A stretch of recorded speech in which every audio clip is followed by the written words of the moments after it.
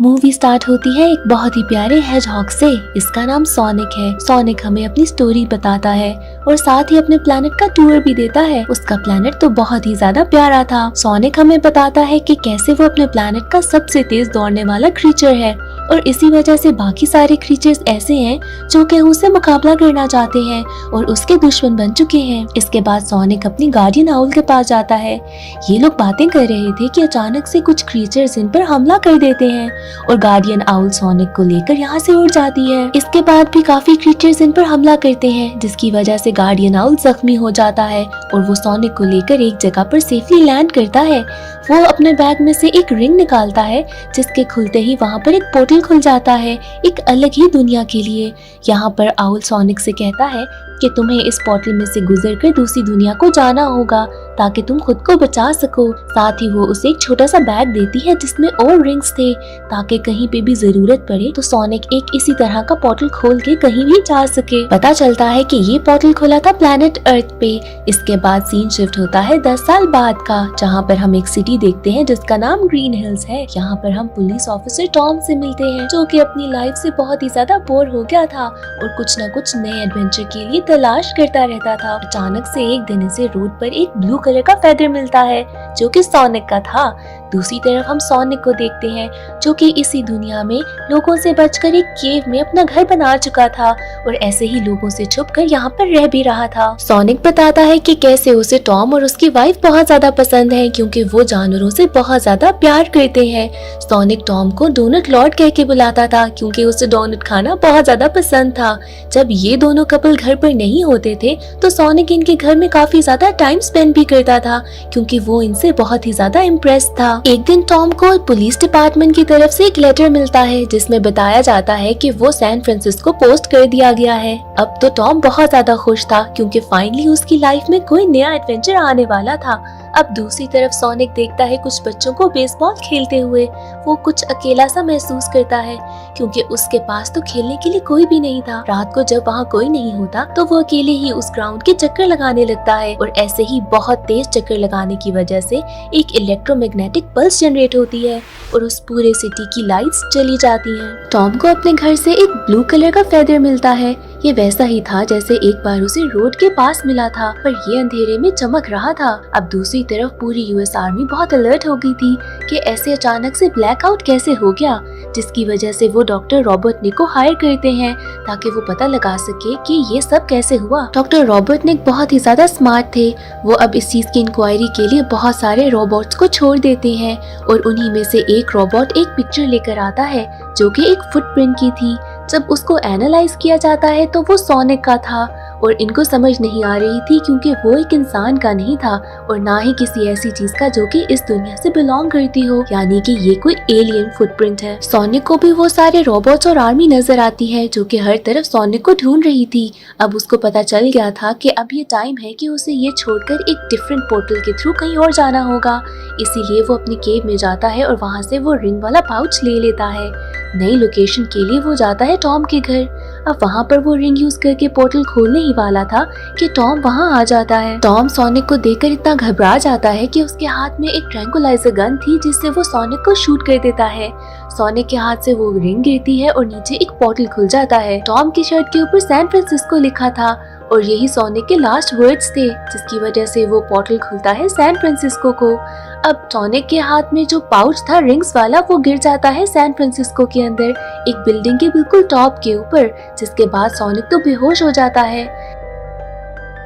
यहाँ पर टॉम उसको पकड़ लेता है। टॉम को पता चल जाता है कि ये वही ब्लू फेदर वाला एलियन है। जब सोनिक को होश आता है तो वो टॉम से बहुत ज्यादा रिक्वेस्ट करता है कि उसकी हेल्प करे और उसे आर्मी को ना दे। अब यहाँ पर हम सबको पता है कि टॉम एक बहुत अच्छे दिल का इंसान था तो वो सोनिक की हेल्प करने के लिए रेडी हो जाता है। अब बाहर रॉबर्टनिक अपने रोबोट्स के साथ पहुँच गया था क्योंकि हर जगह पर सोनिक के फुटप्रिंट्स थे और उनको फॉलो करते करते वो टॉम के घर तक पहुँच जाते हैं। पर यहाँ पर जब वो बेल बजाते हैं तो टॉम आकर उनको अंदर आने से मना करता है। दूसरी तरफ वो छोटे छोटे रोबोट्स टॉम के घर के अंदर आते हैं जिनको देखते साथ ही सोनिक बहुत ज्यादा मूव करता है और नीचे आ जाता है। अब ये सारी आवाज सुनकर डॉक्टर रॉबर्टनिक उसके घर के अंदर आते हैं जहाँ पर वो एक ब्लू फेदर देख लेते हैं। सोनिक तो छुप गया था बट डॉक्टर यहाँ पर कहता है कि अगर सोनिक सामने ना आया तो वो टॉम को शूट कर देगा। अब अचानक से सोनिक बाहर आता है और कहता है कि टॉम को शूट ना करे। यहाँ पर टॉम और सोनिक यहाँ सब लोगों को चकमा देकर भाग जाते हैं। दूसरी तरफ जब गाड़ी में ये जा रहे थे तो सोनिक टॉम से कहता है कि हमें सैन फ्रांसिस्को जाना होगा क्योंकि मेरी वहाँ पर पाउच पड़ी है जिसमें रिंग्स हैं। टॉम भी मान जाता है क्योंकि उसको लगता है कि सोनिक यहाँ से भाग सकता था, पर उसी की वजह से वो अब यहाँ फंस गया है तो उसे उसकी हेल्प करनी होगी। इनका सफर स्टार्ट होता है तो रास्ते में ये लोग एक बार में रुकते हैं जहाँ पर ये लोग बहुत ज्यादा एंजॉय करते हैं। फुल ऑन पार्टी सीन होता है। यहाँ पर ये लोग नाचते हैं, गाते हैं, एंजॉय करते हैं। यहाँ तक कि इनकी कुछ लोगों से लड़ाई भी होती है जो कि साइज में और नंबर में इनसे ज्यादा ही थे, पर सोनिक अपनी सुपर अल्ट्रा तेज पावर की वजह से उन सबको हरा देता है, जिसके बाद ये दोनों यहाँ से निकलते हैं। अब पूरे टीवी में हर जगह पर ये अनाउंस कर दिया गया था कि टॉम को पकड़ना चाहिए क्योंकि पुलिस उसको ढूंढ रही है। दूसरी तरफ रोबोटनिक का एक रोबोट इनको ढूंढ लेता है और रास्ते में इनकी गाड़ी के पीछे पीछे आने लग जाता है। सोनिक अपनी अल्ट्रा तेज पावर से इस रोबोट को हराने की कोशिश करता है, पर जब भी वो इस रोबोट को डिफीट करता था, इस रोबोट के अंदर से एक और छोटा रोबोट बाहर निकल आता था और ऐसे ही इनकी काफी देर फाइट होती रहती है। पर कुछ ही दूर आके जाकर इनकी कार का एक्सीडेंट हो जाता है और सोनिक को बहुत ज्यादा चोट लगती है। टॉम को समझ आ जाती है कि सोनिक को अब हेल्प की जरूरत है और वो सोनिक को लेकर अपनी वाइफ के घर जाता है जहाँ पर उसकी बहन भी थी। यहाँ पर टॉम की वाइफ उसे देखकर बहुत ज्यादा हैरान होती है और बहुत ही कंफ्यूज भी। टॉम उसे सारी बात समझाने की कोशिश करता है, जिसके बाद वो अपनी वाइफ से कहता है कि तुम्हें सोनिक की हेल्प करनी होगी क्योंकि वो एक जानवरों की डॉक्टर थी। जिसके बाद वो सोनिक की हेल्प करती है उसे ठीक करने में। दूसरी तरफ डॉक्टर उसके उस फेदर के ऊपर रिसर्च कर रहे थे, जिसके बाद उनको पता चलता है कि इस एक फेदर में बहुत ही ज्यादा अनलिमिटेड पावर सप्लाई है। अब उनका मिशन था कि वो सोनिक को पकड़े ताकि वो इसकी ये पावर को यूज कर सकें। दूसरी तरफ अब सोनिक ठीक हो चुका था। टॉम अपनी वाइफ और सोनिक के साथ उसी बिल्डिंग के सामने आता है जिसके टॉप के ऊपर सोनिक का वो पाउच है रिंग्स वाला। यहाँ पर टॉम अपने पुलिस ऑफिसर होने का फायदा उठाता है और अपनी वाइफ और सोनिक को लेके जाता है टॉप पर, जहाँ पर सोनिक को मिल जाता है वो बैग। यहाँ पर अब सोनिक इन दोनों से गुड बाय कहता है क्योंकि वो एक नया पोर्टल खोलने वाला था ताकि वो अपनी दुनिया में वापस जा सके। सोनिक इससे पहले कि अपनी रिंग यूज करके पोर्टल खोलता, डॉक्टर वहाँ पर एक बहुत ही बड़े जहाज में पहुँच जाता है और इन पर अटैक करने लगता है ताकि सोनिक को पकड़ सके। टॉम और उसकी वाइफ यहाँ पर नीचे गिरने लगे थे, पर सोनिक यहाँ पर रिंग यूज कर एक पोर्टल खोलता है जिसकी वजह से वो टॉम और उसकी वाइफ को दोबारा से ग्रीन हिल्स भेज देता है। दूसरी तरफ सोनिक अपनी सुपर पावर को यूज करते हुए यहाँ से भागने की कोशिश कर रहा था, पर वो जहाज भी बहुत तेज था। पता चलता है कि डॉक्टर ने सोनिक का ही वो फेदर यूज किया है, जिसकी वजह से इस जहाज की भी स्पीड बहुत ज्यादा है। ये प्लेन तो सोनिक को बहुत ही तेजी से फॉलो कर रहा था, जिसके बाद सोनिक अपनी रिंग्स यूज करते हुए डिफरेंट किस्म के पोर्टल्स खोलता है और ऐसे ही डिफरेंट कंट्रीज में जाता रहता है।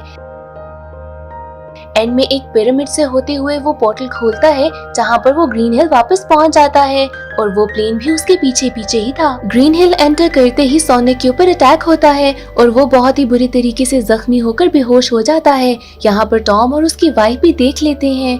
अब ये लोग उसके जहाज के ऊपर अटैक करने लगते हैं और ऐसे ही करते करते आसपास के सारे लोग सोनिक की मदद को पहुँच जाते हैं। अब यहाँ पर टाइम मिल जाता है सोनिक को अपनी पावर गेन करने का, जिसके बाद अब उसके पास सारी पावर थी। यहाँ पर वो अपनी पावर यूज करता है ताकि अपनी फेदर की पावर भी अपने पास ही ले ले। अब सोनिक के पास सारी पावर थी और डॉक्टर के प्लेन में बिल्कुल पावर नहीं बची थी। इसके बाद सोनिक टॉम को इशारा करता है कि एक रिंग फेंको। ऐसे ही टॉम रिंग फेंकता है उस प्लेन के बिल्कुल पीछे। अब सोनिक फुल पावर में उस प्लेन के साथ टक्कर मारता है, जिसकी वजह से वो प्लेन खुले हुए पोर्टल में चला जाता है। ये पोर्टल सोनिक की अपनी दुनिया का था। इसके बाद वो पोर्टल बंद हो जाता है। अब टॉम सोचता है कि उसे ग्रीन हिल्स में ही रहना है क्योंकि काफी एडवेंचर हो चुका था। इसके बाद वो और उसकी वाइफ सोनिक को अपने साथ रख लेते हैं। वो अपने ही घर में ऊपर एटिक में सोनिक को एक बहुत ही प्यारा सा सेट करके देते हैं रूम, बिल्कुल वैसा ही जैसा उसकी केव में था। अब एक दिन एक आर्मी जनरल आता है टॉम के घर और बताता है कि कैसे सोनिक पे होने वाली सारी रिसर्च को इरेज कर दिया गया है, यहाँ तक कि डॉक्टर रोबोटनिक के बारे में भी अब कुछ भी फाइल्स में नहीं बचा। इसके बाद हम देखते हैं सोनिक का प्लैनेट, जहाँ पर अभी भी डॉक्टर के पास सोनिक का वो फेदर है और वो प्लान करता है कि वो एक दिन अर्थ पर वापस जरूर आएगा। एंड में बिल्कुल हम देखते हैं कि एक पोर्टल खुला है जिसमें से एक येलो 2 पूंछ वाली फॉक्स निकली है और वो भी सोनिक के प्लेनेट से ही आई है और यहाँ पर पता चलता है कि वो सोनिक को ही ढूंढ रही है और इसी के साथ मूवी एंड हो जाती है।